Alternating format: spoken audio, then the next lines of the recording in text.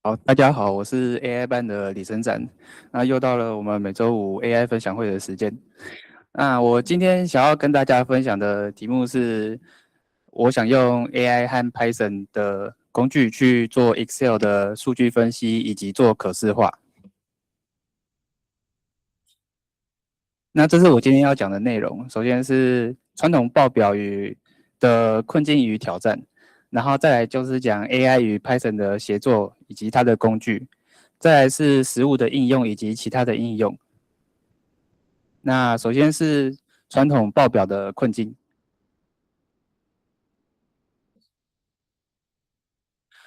那有些人在做数据 Excel 的数据分析，或者是你在接手前辈以前留下来的一些 Excel 报表或者是数据表之类的，可能会遇到，就是你可能看不懂，一开始就看不懂它在上面的资料的整理是什么样的方式，以及说你可能之后想要做自己手动的数据整理，或者是调整它的格式，可能都会有困难，因为还蛮复杂的。你又有很多的数据表要去做整理。那再来就是有可能前辈有留下的 Excel 上面有很多函式或者是公式，很复杂的公式这样子，你可能看不太懂。那这样你要去做修改的话，可能会有问题。不然就是说以前留下来的公式可能有问题，只是现在还没发生，还没发生错误。那以后可能会有安全的疑虑。再来就是说，如果你数据结构想要整个分析逻辑可能就要从头过了，那这样效率蛮低下的，所以我是觉得传统就是用 Excel 里面的公式去做数据分析或者是整理的话，我是觉得比较没有效率一点，所以我是蛮推荐用 AI 加 Python 的方式去做资料的整理以及报表的产出。那首先 AI 它有什么作用呢？它可以理解那个 Excel 里面的数据，然后它可以编写复杂的公式以及程式码，然后它还可以帮你做程式码的除错，大幅降低技术门槛。再来就是说 Python 它可以处理很大量的数据，它里面有一个工具叫 Pandas， 它可以处理数十万笔原始数据，实现秒级清洗以及资料的聚合。再来 Python 也可以生成报表出来，然后也可以生成 HTML 或者是 PDF 档案，格式精准统一这样子。那像这个图表就是我用长病图的历史资料去做历史预警的阈值分析，这个是 Python 生成的折线图表，然后这是它生成的各县市疫情排行这样子，以及患者的年龄分布，这些都是 Python 可以去做生成的。那再来就是我使用 AI 加 Python 的方式去处理 Excel 的方法的分享，这样子。好，那在讲 AI 加 Python 之前，我想跟大家分享一件事情，就是说 GPT 它可以装在 Excel 里面去做数据的分析。那为什么我目前还不推荐这个方法？因为 GPT 它还没办法一次处理大量的数据，或者是处理多份的表格。那它在这部分还是有待改进的。然后另外一个问题就是说，我自己在实验的过程中，像我一样是拿肠病毒的资料去做分析，它有时候产生的资料表，像这个图表，它可能会跟左边的数据表重叠到，那这样可能会影响观感。我不管怎么调整放的，它还是有机会会去就是产出错误的报表出来，所以目前还是没办法一次全部产生完整的报表，必须要分开来做处理。那分开来做处理，然后又可以精准的做出就是数据图或者是数据表，目前就是 AI 加 Python 的方式是最适合的。对，那我先来讲我这次有用到的 AI 工具。首先，我是用免费网页版的 Gemini 去做表格分析以及程式码产出的。那它可以读取 Excel 的表，然后整理重点给你看，以及它可以规划分析方法，就是说，如果你想要做一些数学上的分析，你可以直接问他，然后他可以进行评估，看可不可以做。那最后他评估完成之后，可以产生那个数学的那个程式码，去让你给 Excel 去做数据分析。那再来是 Python 的部分，我这次使用的是 Colab， 因为它可以直接在网页上面执行 Python 的程式码，然后它也不需要让你去装环境，可以直接上手。对，然后它可以读取 Google 云端硬碟里面的 Excel 表，所以你可以把你的 Excel 表直接放在 Google 云端，让 Colab 去读它。然后这边可以，这个 Colab 它是可以放 Python 程式码的，所以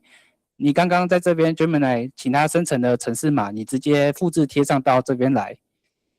如果不是到很复杂的话，基本上你直接复制贴上都不太会有问题，可以直接去做那个程式码的运行，然后再来它就会直接产生报表出来了。好，那再来是实务上的应用。好，那我们在做数据分析的时候呢，通常就是会有这4个流程。那首先是准备资料，我这边是拿 EIC 的就是历年长病毒的数据去做分析的。然后我准备好 Excel 表之后呢，我直接丢到 Gemini 里面去做分析，然后问他可不可以行，就是我做这4种季节性高峰、流行阈值、地理分布以及综合分析这4种方法，然后问他可不可以做，然后他就会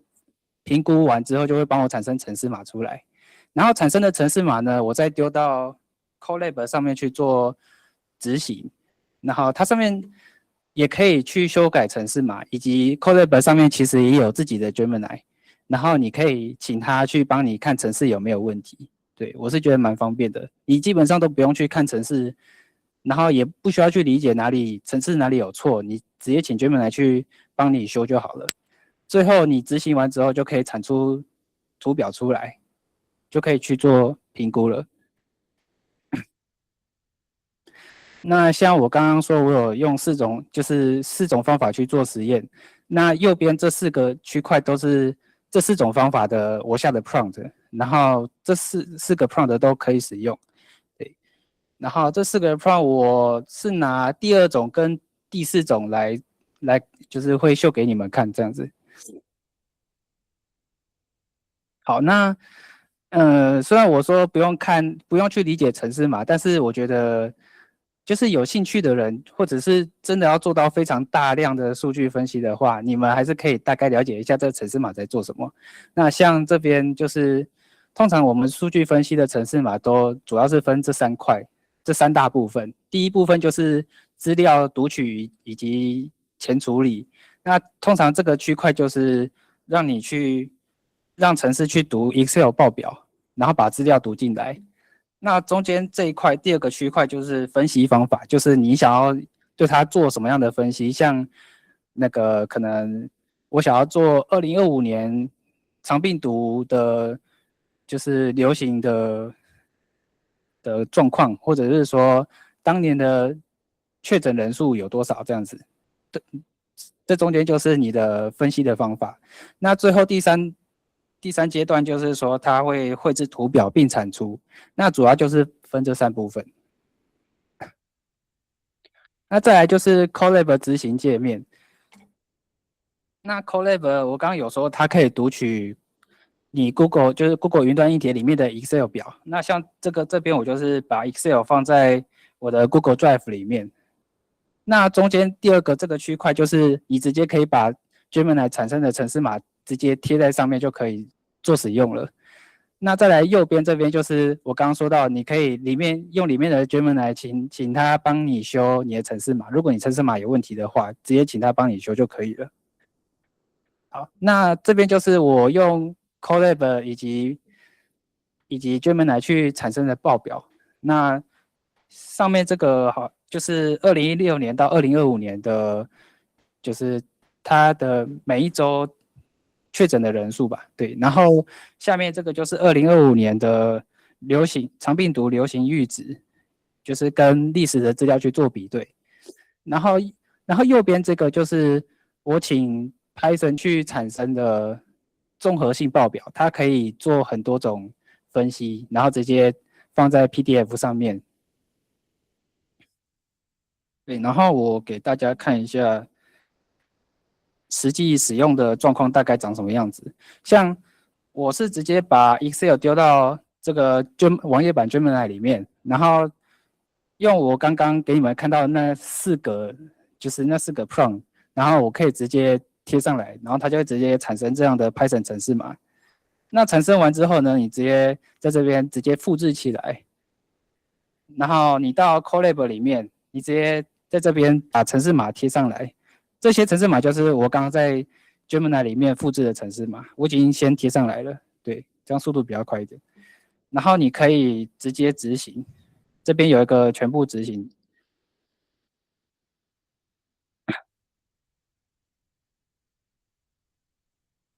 对，然后这边要确认一下，就是它会让你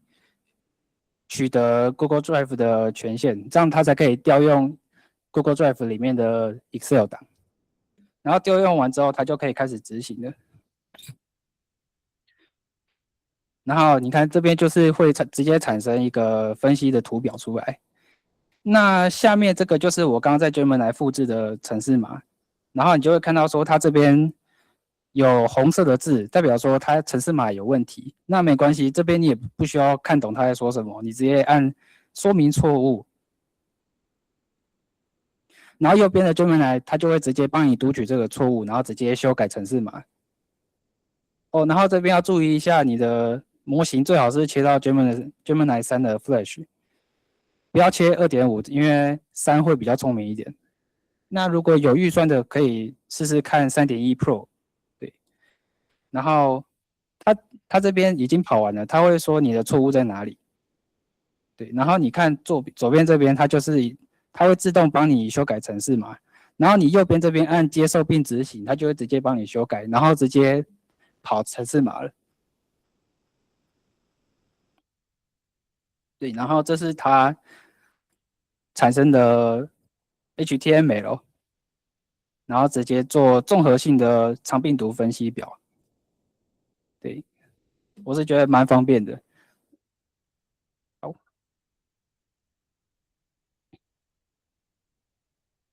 那再来就是其他的应用。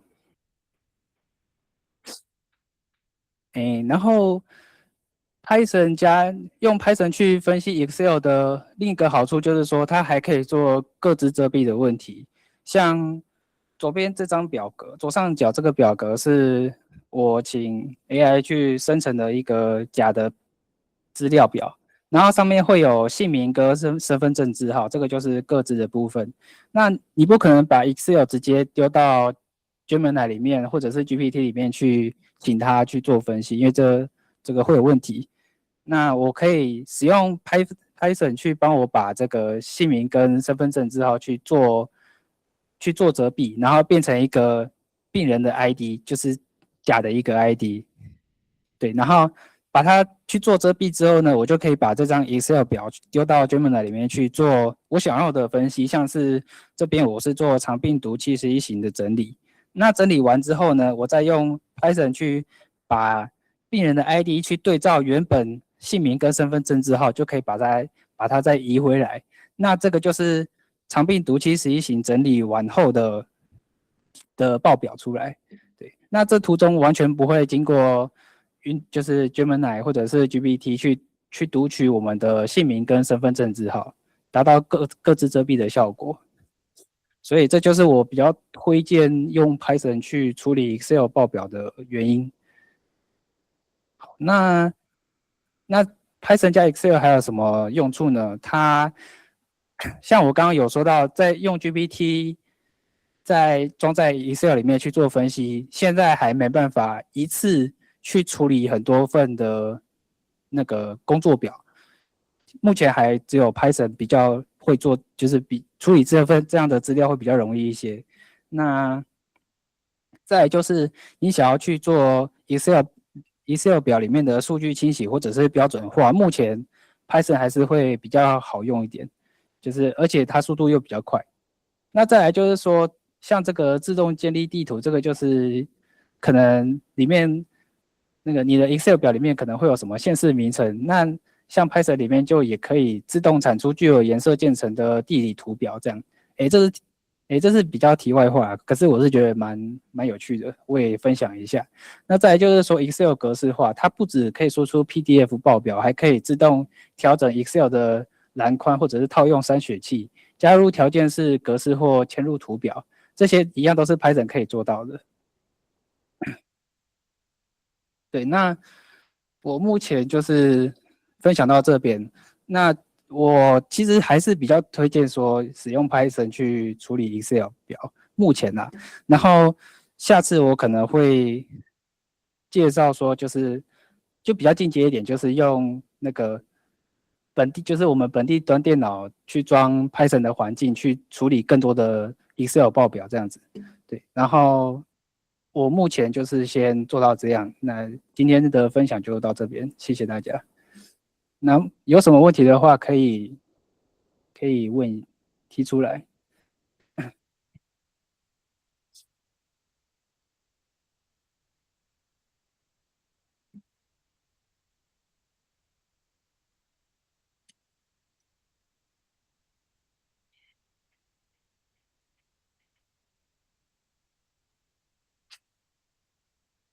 哦，对，然后我刚刚做的那个 Colab 加 Python 的，就是 Excel 的分析方法，我会把我做的方法分享在那个我们的咖啡的群的 chat 里面。对，然后如果有兴趣的可以去试试看。那个，然后下的 prompt 的方法我也会放在上面。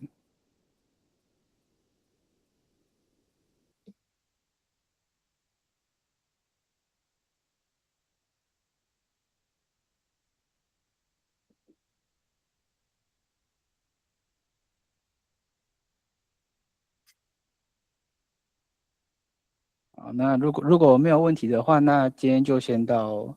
这边。好，谢谢大家。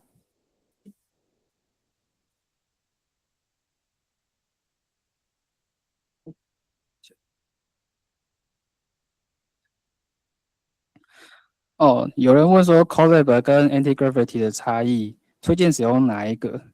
我蛮推荐用 Anti-Gravity 的，因为它其实跟 Colab 能做到的事情是一样的，可是 Anti-Gravity 它里面的模型是比较新一点的，它可以就是跟 Colab 比的话，它模型会比较新，那你可以直接用比较新的模型去做更复杂的数据分析，这就是我比较推荐的地方。然后，而且 Anti-Gravity 它可以直接读取你本地电脑的档案，你就可以不用再把你的 Excel 档直接就是 Excel 档再放在那个 Google Drive 里面多一个步骤。对，整体来说，Anti-Gravity 的执行速度会比较快一点。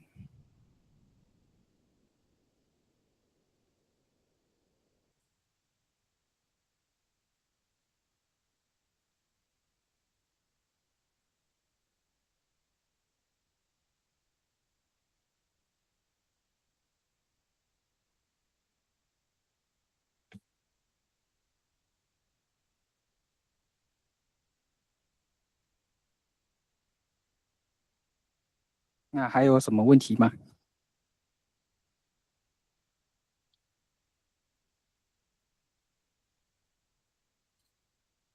如果没有问题的话，那有问题的话也可以在那个可费的 Chat 里面跟我们做提问，然后我也可以直接解答这样子。好，那没有问题的话，今天就分享到这边，谢谢大家，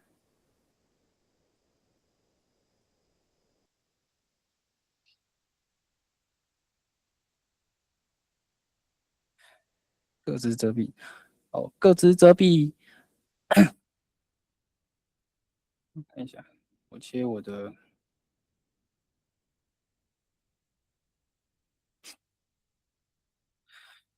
详细一点讨论的话，就是说，Python 去做各自遮蔽，这个还是得在你的本地端去做执行，这个没办法在 Colab 上面去执行，因为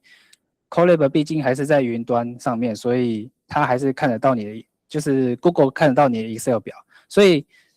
遮蔽的部分我是在本地端执行的。然后像这个姓名和身份证去做遮蔽的方法，我是用那个有点像地图对照的方式去做比对，就是说我先把姓名加身份证字号存在另外一张 Excel 表里面，然后我请那个 Python 就是我请 Gemini 去产生一个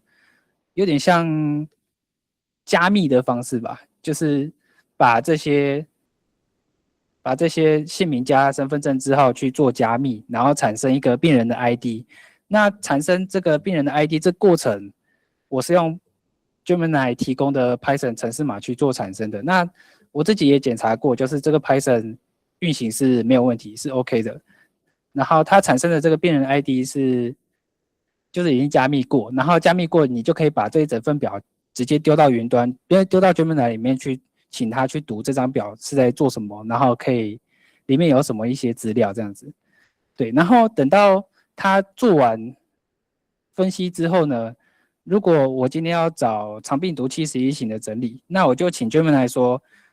我想要找肠病毒71型的病人出来，那他就会把病人的 IT 也一起就是整理出来之后，我再用这个病人的 ID 去对照那个地图，就是地图，然后去对照说这个病人的 ID 是对照哪一个病患的姓名以及身份证字号这样子。对，所以，简单来说，这个地图就是存在你的电脑里面，它不会去参与这中间的分析过程。然后详细的话，我可以再整理出来，然后分享在可费上面。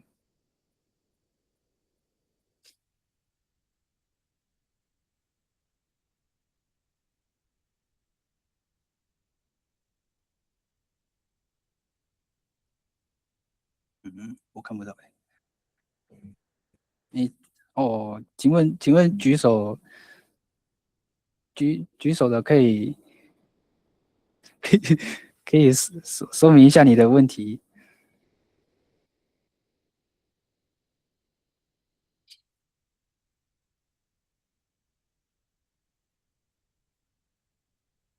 应该是按到吧？